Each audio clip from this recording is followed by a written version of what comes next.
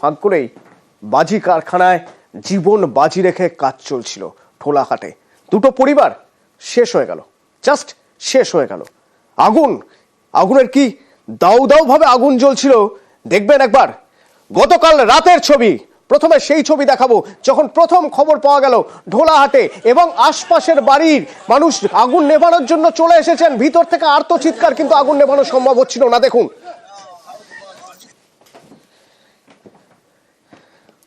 বাজি তৈরি হচ্ছিল আর তার সঙ্গে গ্যাস সিলিন্ডার লিক করে যায়। ব্যাস,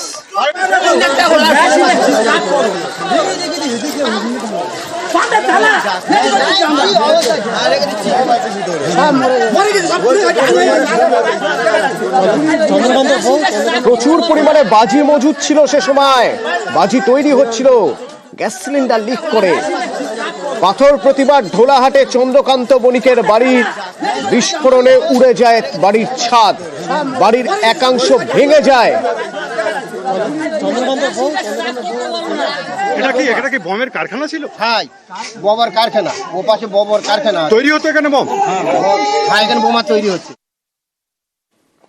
পুলিশ এলো, পুলিশ এসে রাতেই বাঁশ দিয়ে ব্যারিকেড করে ফেলে, এলাকা ঘিরে ফেলে। দমকল আসে আগুন নেভাতে, কিন্তু ততক্ষণে ঝলসে মৃত্যু একের পর এক। বৃদ্ধ, শিশু, বাদ চায়নি কেউই।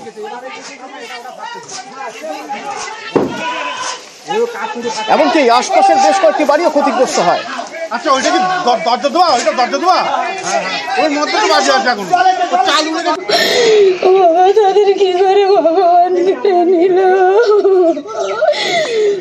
আমি কালকের ধরব দিয়েছি বলে বাবারা একবার আমারটা আর মন করে কেউ। আর 8টা নাগাদ কি দেখলেন তখন? মানে খুব ভাটছে আর জ্বলছে। বাড়িতে তো প্রচুর শব্দ হচ্ছিল, আগুন জ্বলছিল। এখন তো এখানে দেখছি প্রচুর আগুন জ্বলছে আর প্রচুর ফাটছে। কতক্ষণ ধরে আওয়াজ হয়েছে?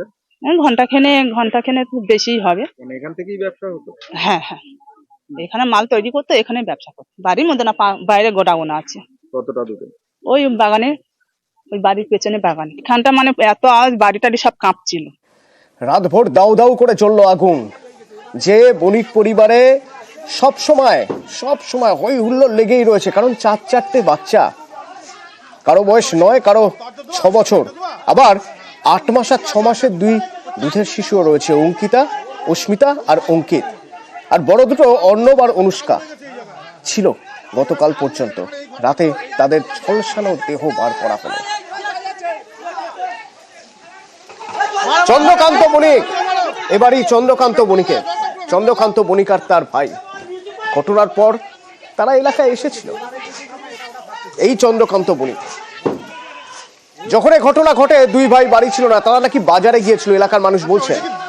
ঘটনার পর তারা বাড়ি এসেছিল, তাদের মধ্যে থেকে একজন এখনো পাওয়া যায়নি তাকে, কিন্তু চন্দ্রকান্ত বণিক পুলিশের জালে।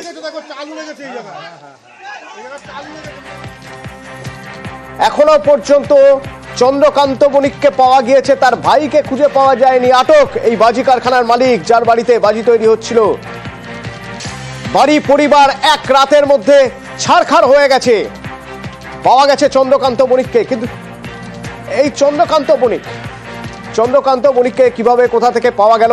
আমার সঙ্গে অনুপ রয়েছে, সরাসরি কথা বলবো একবার অনুপের সঙ্গে। অনুপ, চন্দ্রকান্ত বণিক আর তার ভাই, এই দুজন নাকি কাল ঘটনার পরে একবার দেখতে এসেছিল এলাকায়, বাড়ির কি অবস্থা, কিভাবে তাদেরকে পাওয়া গেল, পুলিশ তাদের কোথা থেকে পেল, আর তার ভাইয়ের কি খবর?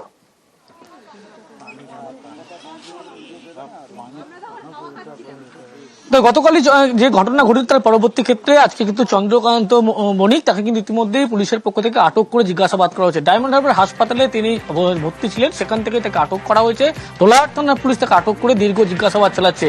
তার বিরুদ্ধে যেহেতু পুলিশের পক্ষ থেকে একাধিক মামলা রুজু করে তার এবং তার ভাইয়ের বিরুদ্ধে, এবং সেই কারণেই ইতিমধ্যেই যেহেতু হাসপাতালে তিনি ভর্তি ছিলেন, ডায়মন্ড হারবার হাসপাতাল থেকে তাকে আটক করা হয়েছে, জিজ্ঞাসাবাদ করা হচ্ছে। মূলত ফায়ার সার্ভিস অ্যাক্ট, এই বিএনএস অ্যাক্টে কিন্তু ইতিমধ্যেই এই মামলা দায়ের করা হয়েছে তার বিরুদ্ধে একাধিক মামলা এবং সেই পরিপ্রেক্ষিতে তাকে জিজ্ঞাসাবাদ। ঘরের মধ্যে এই দাহ্য পদার্থ যেমন ছিল কিনা, তার পাশাপাশি কত পরিমাণ এই ফায়ার বাজি পরিমাণ ছিল, অন্যদিকে যে বিস্ফোরক রাখা ছিল কিনা এবং কি ধরনের বাজি রাখা ছিল, এই গোটা বিষয় কিন্তু তাকে জিজ্ঞাসাবাদ প্রক্রিয়া এই মুহূর্তে চালানো হচ্ছে। তার কারণ গতকাল যখন এই বিস্ফোরণের ঘটনা ঘটে ঘরে, সেই সময় কিন্তু চন্দ্রকান্ত বণিক এবং তার ভাই দুজনেই কিন্তু একেবারে ছিলেন না সেই ঘরে, এবং তার পরবর্তী সময় যখন আগুন লাগে, বিস্ফোরণ হয়, তারপরে তারা যখন জোর করে সেখানে ঢোকার চেষ্টা করছিল ঘরের মধ্যে, অন্য আত্মীয় প্রতিবেশী তারা কিন্তু আটকে দেয়। এমনটাই কিন্তু প্রথমে সেই সময়ের কথা যখন বলছো অনুপ, একবার সঙ্গে থাকো। চন্দ্রকান্ত নাকি ঝাঁপিয়ে পড়েছিল আগুনের মধ্যে, নিজের ছেলেকে নাকি বাঁচানোর চেষ্টা করছিল। এলাকার মানুষ যারা আগুন নেভাচ্ছিলেন সে সময়, যারা তাদের ধরে ফেলেন, তারাই বলছেন চন্দ্রকান্ত তো ও তো ওই ফোন করতেছিল, কার কাছে ফোন করতে করতে ও তো ভিতরে যাচ্ছিল, ওর 4-5 জন ধরে টেনে বাইর করে নিয়ে আসে। ও ছেলে মরে যাচ্ছিল পুড়ে, ওই জন্য ও ছেলে মেয়ে পরিবার সব পুড়ে যাচ্ছিল, ওই ছাড়াতে গেছিল। আর তারপর ওর বাবাকে ঢুকেছে, বাবা ঢুকে আর ওই পুড়ে মরে গেছে।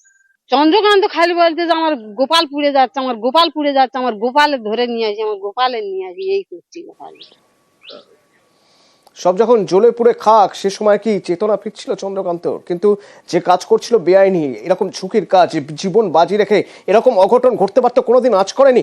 কতদিন ধরে চন্দ্রকান্ত বণিক এই ব্যবসা করছে অনুপ? কতদিন ধরে বাজির কারখানা, নিজের বাড়িতেই বাজি বানানো? এর আগে কি করতো চন্দ্রকান্ত বণিক?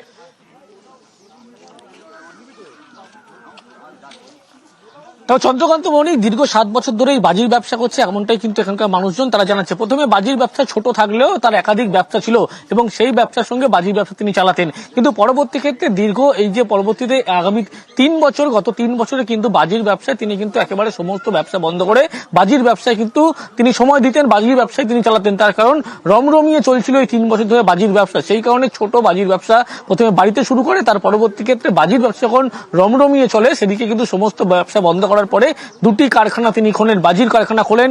বাজির কারখানার ভিতরেই কিন্তু একেবারে লক্ষ্য করা যাচ্ছে, ভিতরের যে ঘর সেখানে কিন্তু গোডাউন পর্যন্ত, সেখানে বাজি মজুত করা রয়েছে বিপুল পরিমাণে। এবং 2টি কারখানায় 10 জনের বেশি কিন্তু শ্রমিক কাজ করছেন বলে এই সমস্ত তথ্য ইতিমধ্যেই এখানকার মানুষজন তারা পুলিশকেও দিয়েছে।